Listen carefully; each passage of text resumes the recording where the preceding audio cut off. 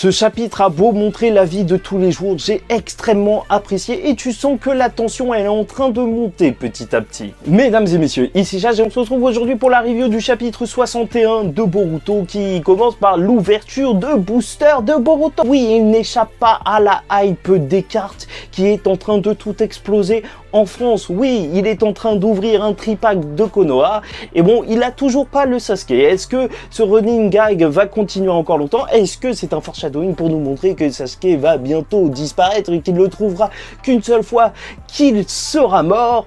Je ne sais pas et je ne pense pas et je m'en fous un petit peu de cette carte Sasuke. Bon, bref, de toute façon, il se fait observer, lui et ses amis, par quelqu'un parce qu'ils sont sous surveillance et c'est là qu'on va avoir toute une explication par rapport aux barrières de chakra qui protègent Konoha, enfin qui détectent surtout les intrus parce que t'as Shikadai qui est là pour un petit peu expliquer et aussi Inojin qui parle aussi du ninja sensoriel qui est devant eux parce que oui, le ninja qui est en train de les surveiller, c'est pas le ninja qui va combattre Code, non, lui, son but ce sera juste d'appeler Naruto et Sasuke. Ce chapitre nous indique donc qu'on peut reconnaître quelqu'un grâce à l'empreinte de son chakra. Mais en même temps, est-ce que c'est quelque chose de totalement nouveau? Bref, Code a laissé des marques un petit peu partout et tu vois en fait que des ninjas de Konoha sont en train de les surveiller et c'est à ce moment-là qu'on a une scène très intéressante qui peut paraître totalement anodine. Tu vois Sasuke qui arrive pour enquêter un petit peu avec deux shinobi et tu sens en fait qu'il y a une grosse haine. En même temps, en vrai,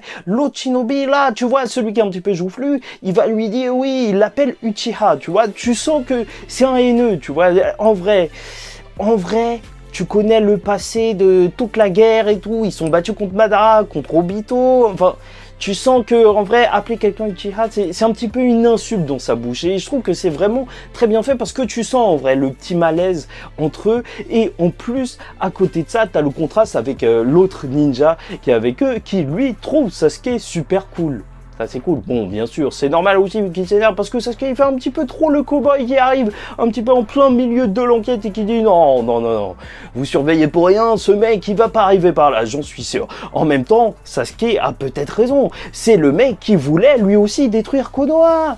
Donc, tu m'étonnes qu'il sache par où entrer pour détruire Konoha. Enfin bref, en tout cas, c'est assez cool de voir Sasuke dans son rôle d'Hokage de l'ombre, comme il a dit qu'il le ferait à la fin de Naruto, enquêteur privé et tout. Franchement, c'est cool de voir ça parce qu'on en entend parler, mais plus on en voit, plus on le voit dans ce rôle. Après, t'as une scène qui sera sûrement censurée, tu sais pourquoi, d'ailleurs je vais le faire directement. Shikamaru et Amado, en vrai, ils vont se retrouver en mangeant leur sucette. Et en gros, Shikamaru, il va le dire, lui, il n'a absolument aucune confiance en Amado et il pense que c'est un mastermind et en même temps, qui ne le pense pas? C'est ça que j'ai envie de demander. Ce mec a une méga vibe de traître, mais lui, il va répondre en fait à Amado que non, en fait il avait pas du tout prévu d'arriver à Konoha et qu'il serait protégé et surtout il n'avait pas prévu que Kawaki trouve un père et ça c'était totalement imprévisible pour lui et c'est là qu'on a une discussion assez intéressante surtout du point de vue d'Amado qui va dire que l'amour que porte Kawaki à Naruto, d'un point de vue différent en fait ça pourrait être de la folie et c'est vrai que c'est assez intéressant d'exploiter ça parce que c'était quand même un thème qui était primordial presque dans Naruto. En vrai, je te rappelle que Kimimaro, c'était quelqu'un qui suivait les ordres d'Orochimaru, qui était obligé, même, non, en vrai, non, même pas, il n'était pas obligé, il le faisait de grâce, de bonne volonté. En vrai, il voulait donner son corps à Orochimaru parce qu'il était seul et que, voilà, en vrai, il aimait Orochimaru. C'était quand même la personne qui l'a éloigné de toute cette solitude. T'as aussi Lee, Guy, enfin, tu vois, qui on avait parlé à Gaara suite à ça, l'opposition Naruto-Gaara, c'est juste ça, en fait. Quelqu'un qui a eu la chance d'avoir une personne bonne à ses côtés et Gaara qui a eu son père qui a essayé de le flinguer. C'est vrai que c'est toujours intéressant de revenir à ce thème dans Naruto. Qu'est-ce qu'on pourrait faire pour une personne auquel on tient? D'ailleurs, le fait qu'Amado il parle d'amour presque parental, alors c'est intéressant vu qu'il y a encore la théorie, je vous rappelle, que Eida c'est sa fille. Bref, après on se retrouve chez les Uzumaki et franchement c'est un plaisir de voir cette scène de la vie quotidienne, je sais pas pour vous, mais moi ce que j'aime aussi c'est voir Naruto flinguer devant la télé parce qu'il a pas envie de regarder ce truc à la télé que Hinata est en train de regarder à l'eau de rose et elle est en train de pleurer et il est carrément en train de s'endormir. C'est ça que je voulais voir, un petit peu de vie de notre Hokage préféré, une vie paisible. En même temps c'est ça que Kawaki veut protéger, c'est ça que tout le monde doit protéger, donc c'est intéressant intéressant de nous montrer, et en soi, on a suivi tout Naruto, on veut que Naruto vive une vie comme ça en réalité. Bref, de toute façon, Boruto il va remarquer que en vrai Kawaki il n'est pas à la maison, il s'est enfui, et en vrai il a créé un clone pour s'enfuir, et apparemment si Boruto l'a remarqué, c'est juste grâce à leur lien peut-être d'Ototsuki. Enfin on sait qu'ils sont déjà à 80% en vrai de leur transformation environ, donc voilà, on sait pas exactement ce que ça fait ce corps d'Ototsuki, mais apparemment ils peuvent se repérer, c'est quand même intéressant. Bien sûr, pour s'échapper, Kawaki il a effacé la signature de son chakra, quelque chose qui était un petit peu impensable, et on va voir que Eida, d'ailleurs, voilà, ça y est, on a son œil de surveillance, qui est en train de garder en plus son petit frère qui est en train de dormir. Oui, c'est mignon et tout, mais parallèle avec Himawari qu'on voyait chez elle aussi en train de dormir. Est-ce qu'il y aura un combat entre les deux? C'est vrai que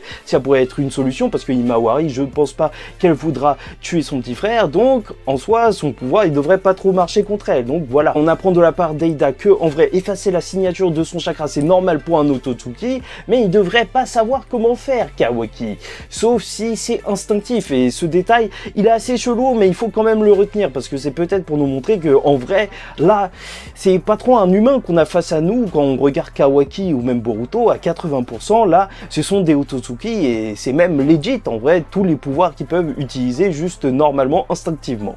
Donc Code va donc essayer d'attraper Kawaki grâce à l'aide d'Eida qui va regarder de loin. D'ailleurs, la bouche de Code qui apparaît pour parler à Eida, c'est un petit peu dégueulasse. Et enfin, bref, voilà, c'est la fin du chapitre, et je tiens à vous parler déjà d'une théorie qui fleurit un petit peu sur internet en ce moment, c'est que en vrai, le clone ne serait pas celui qui est chez Naruto, en vrai, posé sur le lit, mais peut-être que le clone serait celui qui part en réalité en dehors du village, et donc que peut-être ce ne serait qu'un piège pour attraper Code, et même que Sasuke serait dans le coup et tout, mais je trouve ça un petit peu chelou, parce que si Sasuke était dans le coup, Naruto il serait dans le coup, et même en vrai on nous dit bien que Boruto il a un lien d'Ototsuki ou je sais pas quoi, donc il sent Kawaki, donc il devrait le sentir, ça aussi il sent aussi les clones, enfin bref, voilà, je tiens à vous le dire au cas où, c'est une autre possibilité aussi, ou peut-être qu'il va faire Kawaki un pacte avec Code.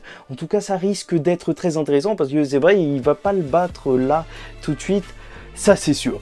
Enfin bref, n'hésitez pas à me dire ce que vous avez pensé de ce chapitre en commentaire, j'espère que vous avez apprécié la vidéo, en tout cas pour moi c'était un plaisir de vous la faire, likez ou dislikez la vidéo si ça ne vous a pas plu, et abonnez-vous parce que chaque mois on va parler de Boruto, parce que Boruto c'est bien, objectivement c'est bien.